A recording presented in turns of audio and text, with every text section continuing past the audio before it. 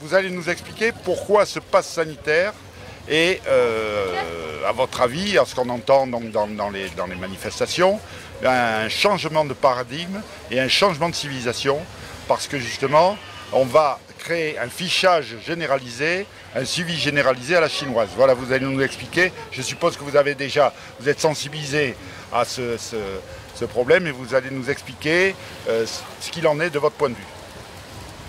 Ah, le plus simple et le plus rapide, c'est d'abolir le médecin et d'abolir le secret médical. En fait, c'est à ça qu'on assiste. On assiste au nom d'un virus qui a une mortalité officielle de 0,3 à 0,5%, qui a officiellement, on nous agite ça comme un foulard rouge, 4 millions de morts dans le monde. Je ne remets pas en cause qu'il y ait des choses, je ne remets pas en cause qu'il y ait un virus à gérer, mais il y a une question de proportion. Est-ce que le fichage de la population et la mise en place d'une forme de ségrégation médicale est quelque chose de justifié pour gérer un virus avec une mortalité de 0,3 à 0,5%, avec officiellement des vaccins, quand vous allez sur clinicaltrials.gov, qui est un site officiel du gouvernement américain, que vous avez les dates de fin des phases 3. Je reprends toujours cette phrase, c'est comme une voiture sans crash test. Le crash test, ça permet de savoir si ça marche pas, les intérêts. Là, on a Olivier Véran qui avait déclaré, d'ailleurs, qui a déclaré tout et son contraire. Il a déclaré que le fait de dire qu'il n'y ait pas de phase 3 était une fake news. En fait, il accuse les USA de mentir, ça va plus vite. Il n'y a qu'à leur lancer un missile, il faut abréger le problème, ça ira plus vite. Mais moi, je dis toujours encore une fois, moi je ne suis pas contre les vaccins, je suis contre les mensonges. Le pass sanitaire est à la fois une manière discrète d'imposer les vaccins, a un intérêt de business, en plus de mettre le flicage, de permettre aussi d'accéder à ce que peut être le rêve des MEDEF ou des assurances-vie, qui est de connaître l'état de santé des gens en permanence.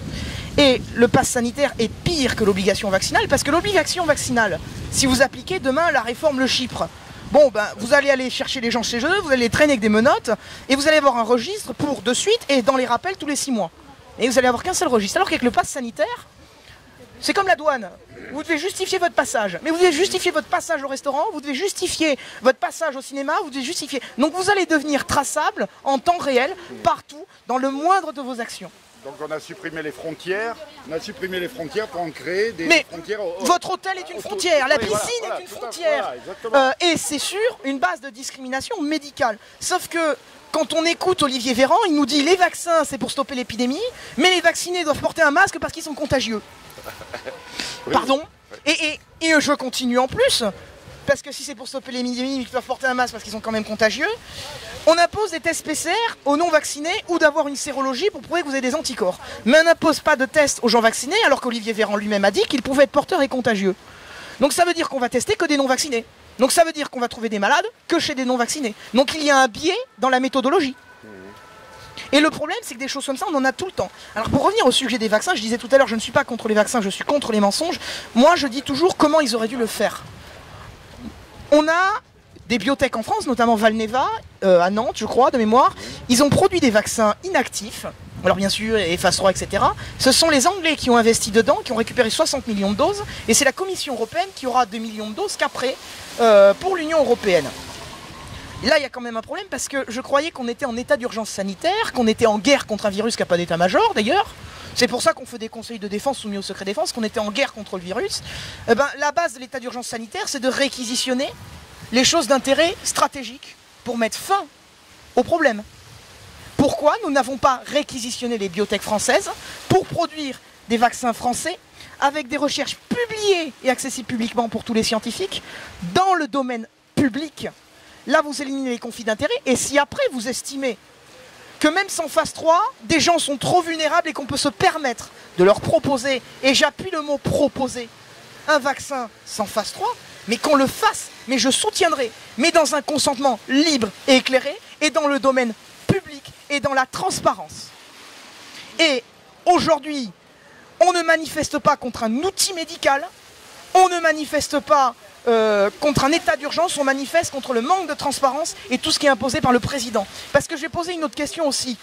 Il a mis en place des mesures exceptionnelles. Il a des prérogatives suffisamment puissantes pour assigner 66 millions de procureurs à résidence. Parce qu'on est devenu procureur, mais il ne faut pas le critiquer, c'est magnifique. Donc 66 millions de procureurs à résidence. Moi, j'aimerais savoir pourquoi, au lieu de nous créer un conseil scientifique dont leur place est dans un musée, le président n'a pas créé un contre-pouvoir temporaire, tiré au sort, pour veiller à ce que les mesures sanitaires ne soient pas abusives et avec une capacité de faire des conférences de presse et de consulter des experts pour dire s'ils sont d'accord ou contre et, en cas grave, bloquer les mesures du président. Parce que, quand bien même, on ne remettrait pas en cause les chiffres et tout est vrai. Je rappelle qu'on est dans une crise de confiance après les Gilets jaunes. Je rappelle qu'aux élections régionales, c'était une catastrophe. Ils ont fait 3% des gens qui ont le droit de voter, qui ont une carte d'élection. Ils ont fait 3%. Donc, on est dans une crise de confiance et on ne met en place aucun outil pour lutter contre cette crise de confiance. Et en résolvant la crise de confiance, dire aux Français, je prends telle décision pour vous protéger. C'est-à-dire, si on était réellement dans un cas épidémique, parce que je remets en cause certaines manipulations politiques, Churchill disait qu'il n'aimait les statistiques que quand il les avait faussées lui-même, si on ne remet pas en cause les chiffres, il ne met rien pour prouver qu'il est de bonne foi. Il est là le problème. C'est sûr, tout à fait. Écoutez, merci de ces précisions qui démontrent que justement les personnes qui manifestent sont des personnes qui connaissent leur sujet et qui n'obéissent pas à des pulsions, des pulsions donc d'hommes de Cro-Magnon, comme ça a été dit à un moment, et qui sont des personnes qui réfléchissent par eux-mêmes. C'est même d'ailleurs sur un plateau, j'ai entendu un intervenant dire que le complotiste c'était celui qui s'informait tout seul et qui... Ah oui, voilà. Magnifique. Oui, ce type était neurologue, je crois, en plus. Oui. Donc, voyez, c'est impossible de s'informer tout seul, l'esprit critique n'existe pas. Nous, on s'informe tout seul, mais auprès d'une multitude, hein, bien entendu, vous en êtes le représentatif et vraiment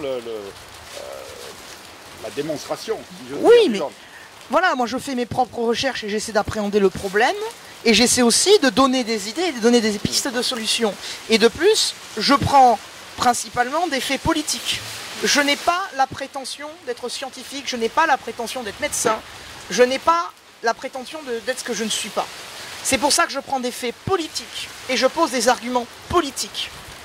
Sauf que ces gens-là en ont peur parce que l'homme politique est une espèce qui a disparu. Il ne reste que des pourritiques. L'homme politique a disparu, donc dès que vous posez un fait politique, il panique. Et on est dans la division absolue parce que, en plus, leur stratégie de manipulation depuis le début, c'est la suivante, c'est la stratégie du bourreau, du sauveur et de la victime. Le peuple est victime du virus. Le bourreau, c'est le virus, mais le sauveur, c'est le gouvernement. L'avantage d'un virus, c'est que c'est muet, vous lui faites dire ce que vous voulez. Et là, ce qu'on est en train de faire, c'est pire, c'est qu'on est en train de rajouter un cerveau derrière le virus, qui sont les non-vaccinés. Donc on est en train d'opposer les gens sur des raisons médicales. Il y a quand même un gros problème. Donc, nous, on manifeste contre ces mensonges-là, on manifeste contre les solutions qu'ils nous imposent, parce qu'il n'y a aucun levier démocratique pour le contredire, il n'y a rien. Ils nous mentent quand ils disent on est en démocratie, et on s'y oppose sans hésiter, sous la pluie. Sous la pluie, oui. Parce qu'il faut être vent debout devant le problème, et si aujourd'hui on manifeste de manière déclarée ou non, c'est parce qu'il y a un problème, et je rappelle que s'ils continuent, moi je n'appelle pas à ça, mais c'est ce qui va se passer comme avec les Gilets jaunes, ça va passer tôt ou tard au niveau supérieur. Ils détruisent le pays. Donc à un moment donné, il ne faut pas reprocher aux habitants de ce pays de réagir. Tout à fait. C'est leur responsabilité. Il faut rappeler l'article 2 de la Déclaration des droits de l'homme qui inscrit la résistance à l'oppression. Voilà. La résistance à l'oppression, oui. La résistance à la tyrannie. La tyrannie, oui. C'est encore plus précis.